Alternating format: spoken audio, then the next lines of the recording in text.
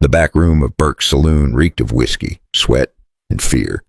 May's wrists were tied with coarse rope, the fibers cutting deep into her skin. Lily crouched beside her, smaller, younger, shaking so badly she could hardly breathe. Burke towered over them, a cruel smile twisting his face. Sykes leaned in the corner, fingering a knife, his grin wide and eager. 2 men, 2 shadows, and no escape. You can't pay me in coin. Burke growled. Then you pay me in flesh. May's heart thudded against her ribs. Her mouth was dry. Her lips split from the slap he had already given. She saw Lily's terrified eyes, wide and wet, pleading without words. Her sister was only 21. Too young to endure this nightmare. Burke yanked May up by the arm, his breath hot against her cheek. You or her? Your choice. His hand traced the rope line on Lily's arm. Lily whimpered, the sound breaking May's resolve. May closed her eyes. She felt the weight of shame crush her chest. She forced her voice out, trembling, broken. I took it off. Please. Let her go. Her words fell heavy in the room. She was not naked. Not yet.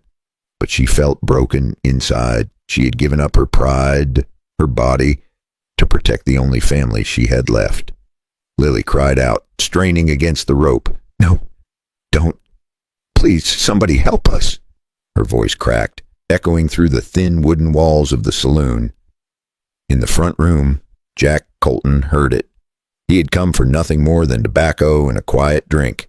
He was a man who kept to himself, gray at the temples, shoulders bent from years of ranch work.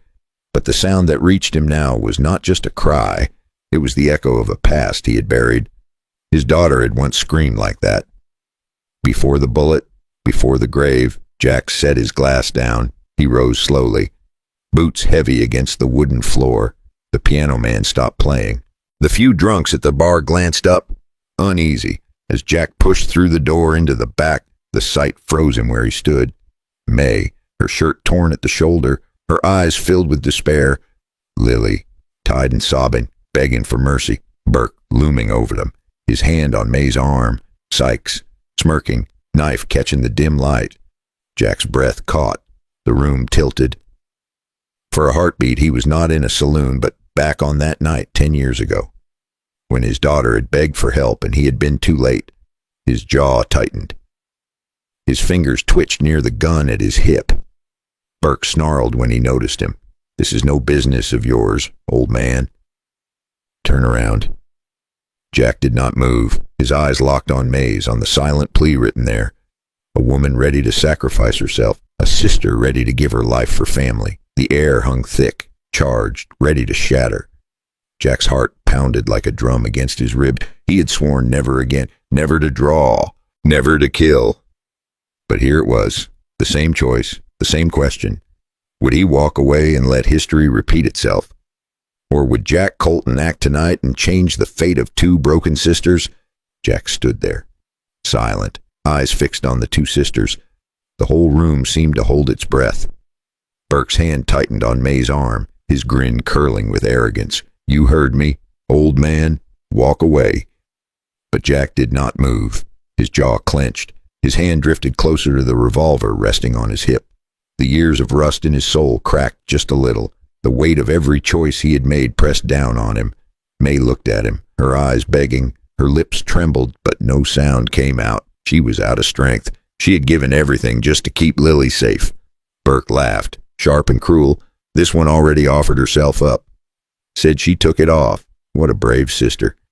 Maybe I'll take the young one after, just to be fair. Lily cried out, kicking at the rope around her ankles. Her voice was raw, desperate.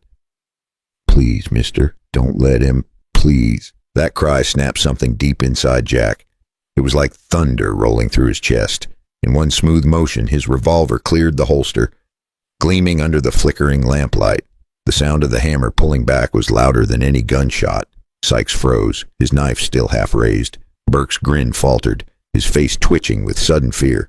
Nobody in the room doubted that Jack Colton meant every ounce of that cold stare. Untie them. Jack's voice was low, steady, and it carried more weight than any shout. It was not a request. It was law. For a moment, Burke hesitated, eyes darting between Jack's revolver and May's trembling body. For the first time, Burke's grin cracked. Folks in this town still whispered about Jack Colton, the old soldier who never missed. And Burke was no fool. Then, with a curse, he yanked the rope loose. Sykes stepped back, his knife clattering to the floor. May stumbled forward, her knees weak, pulling Lily into her arms. They clung to each other, shaking, tears running down their dirt-streaked faces. For the first time that night, they felt a sliver of hope. Jack kept his revolver steady. He knew better than to lower it too soon. Men like Burke only understood the hard edge of steel. Finally he spoke again, his voice even colder. "Get out of here, both of you." Burke spat on the floor, humiliated. But he backed toward the door. Sykes followed, his eyes burning with hate. Before leaving, Burke hissed, "This ain't over. You'll pay for this, old man." The door slammed shut, the sound echoing like a warning. Silence filled the room once more. May turned to Jack, her voice breaking. "Why would you help us? You don't even know who we are." Jack holstered his gun, his eyes heavy with memories too painful to speak.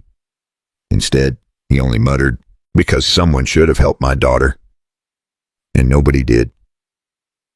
May blinked, unsure of what to say. Lily clung to her sister, whispering through tears. "Are we safe now?" Jack's gaze hardened again. He looked toward the door, the words of Burke still hanging in the air. Safe, not even close, because Burke was a coward, but a coward with power.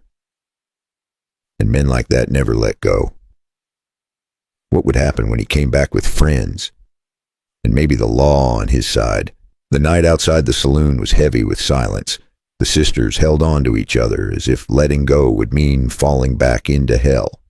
Jack walked beside them, his boots crunching on the dirt, his eyes scanning every shadow. They reached the edge of town, where his old horse waited, tied to a post. Jack lifted Lily up first, her small frame shivering in the cool air. May followed, her voice still trembling. "You didn't have to save us. Now Burke will come for you, too." Jack gave a small shake of his head. "I've had worse men than Burke come for me. And I'm still here." It was true. His voice carried the weight of years, scars, of a man who had outlived too many storms. But deep down, he knew this storm was not over. When they reached his ranch, the place looked worn and tired, but it was shelter.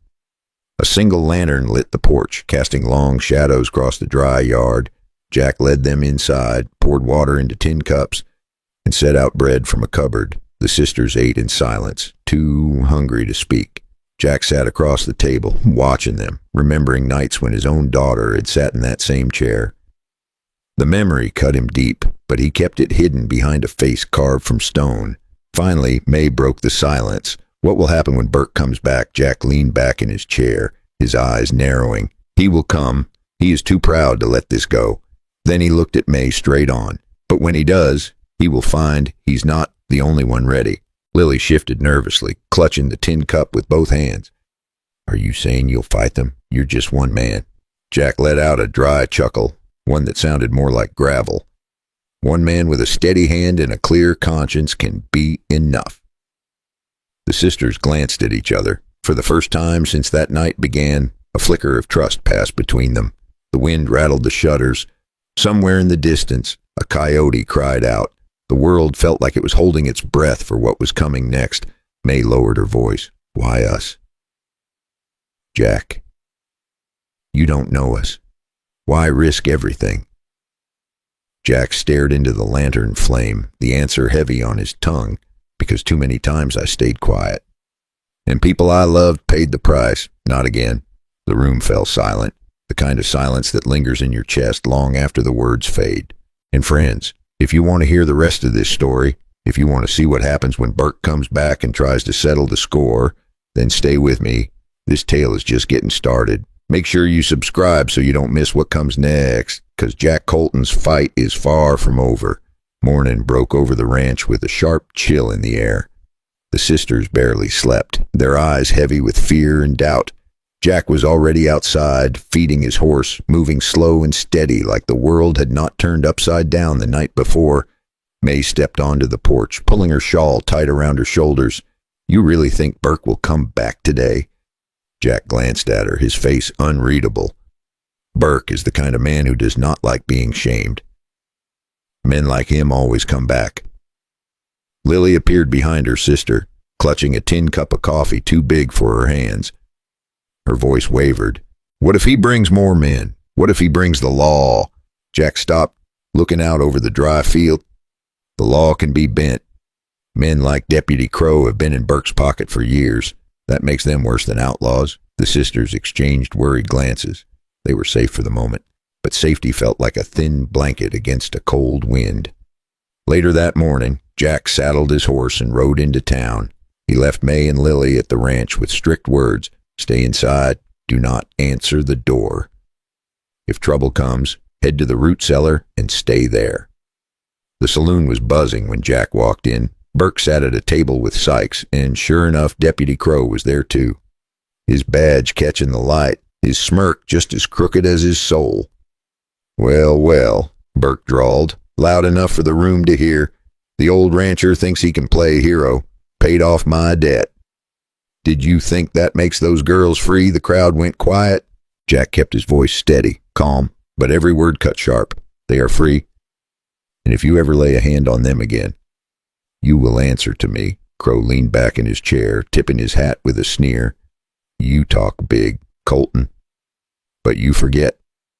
I carry the law in this town. If Burke says those girls owe him, then they owe him. That is how it works. Jack's eyes locked on Crow's. For a long breath, no one spoke. The weight in that silence was heavy enough to crush the air from the room.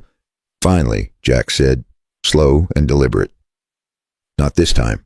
Not while I'm still breathing. The saloon stirred. Some folks nodded. Some looked away. But every man and woman there felt it. A storm was coming. Burke's grin came back, sharper than before. Then I guess we will see who this town belongs to. And with that, the line was drawn clear as day. Jack knew the fight had only begun. But when Burke and the law come knocking on the ranch, with the whole town watching, what chance does one old cowboy really have? The day of reckoning came faster than anyone expected. By noon, dust rose on the horizon, a sign of riders coming hard. Burke, Sykes, and Deputy Crow led the charge, their faces set with arrogance, their hands never far from their weapons. Jack stood on the porch of his ranch, rifle in hand, shoulders square against the weight of years. May and Lily stood behind him, fear in their eyes, but also something more. They were tired of running. They were ready to stand. Neighbors began to gather, drawn by the noise, by the tension. Men and women of the town who had suffered in silence too long. They watched as Burke shouted, pointing at Jack, calling him a thief, a liar, a man who sheltered debt dodgers.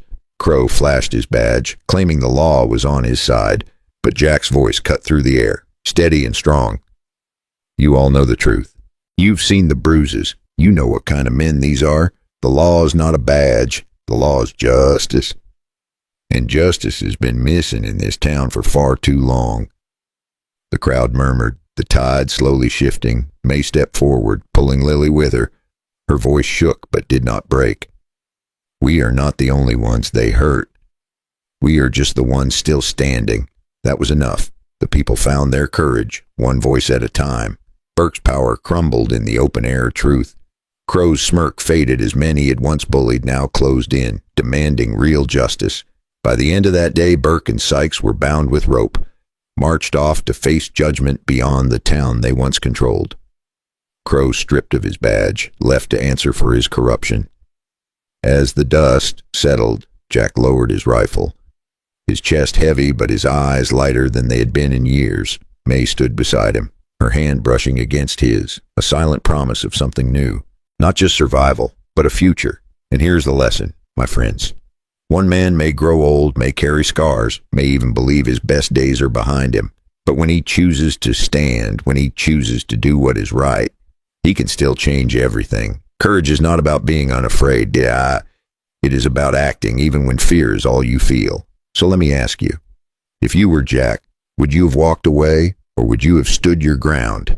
And if you were May, would you have found the strength to speak when silence felt safer? These are questions worth carrying long after the story fades. If this tale moved you, if you believe more stories like this deserve to be told, then give this video a like. And do not forget to subscribe. so you can follow every new chapter we share together. Because the Wild West may be gone, but the lessons it left us are as alive as ever.